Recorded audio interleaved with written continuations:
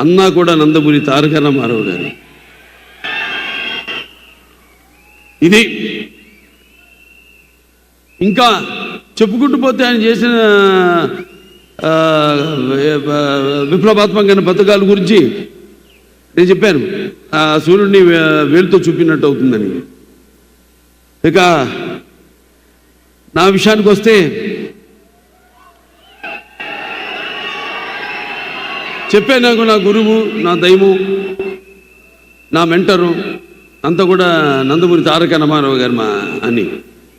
ఆయన్నే ఒక స్ఫూర్తి ప్రదాతగా తీసుకొని మరి అంచెలంచెలుగా ఆయన్ని అంటే నా బాటలో ఆయన్ని అనుసరిస్తూ ఆ అనుకరణలో అనుసరించడంలో తర్వాత ఉన్న ఆనందాన్ని పొందుతూ ఈనాడు నేను ఒక సానబెట్టుకున్న ఒక వజ్రాన్ని మీ అందరికీ నేను తెలియజేసుకుంటున్నాను.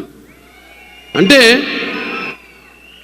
నేను ఎప్పుడూ అంటూ ఉంటాను, చాలామంది ఎన్నో రకాలుగా విమర్శలు కురిపించారు, వాటిని పట్టించుకొని నేను చెప్పేవాడు, నవ్వేవాళ్ళు, నవ్వని ఏడ్చేవాళ్ళు ఏమని అన్నట్టు నేను అనుకున్నది ఆ బాటలోనే.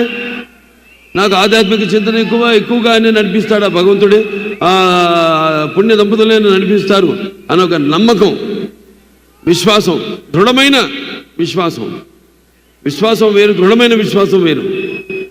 ఆ దృఢమైన విశ్వాసంతోనే ఇలా 50 ఏళ్ళైంది ఇండస్ట్రీకి వచ్చి ఎన్నో రకరకాల పాత్రలు చేశాను.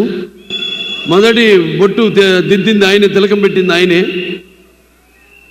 ఆ సుముహూర్తాన్ని ఏ ముహూర్తాన్ని అయితే ఆయన నా నుదుటిన బొట్టు పెట్టారో ఆ ముహూర్తం నుంచి నా యొక్క ఈ చలనచిత్ర ప్రస్థానం మొదలైంది. ఎన్నో పాత్రలు చేశాను, రకరకాల పాత్రలు, అటు జానపదాలు కానివ్వండి, పౌరాణికాలు కానివ్వండి, లేకపోతే మన ఆదిత్య తీసిన ఫస్ట్ ఇండియన్, మన గొప్పలు మనం చెప్పుకోము.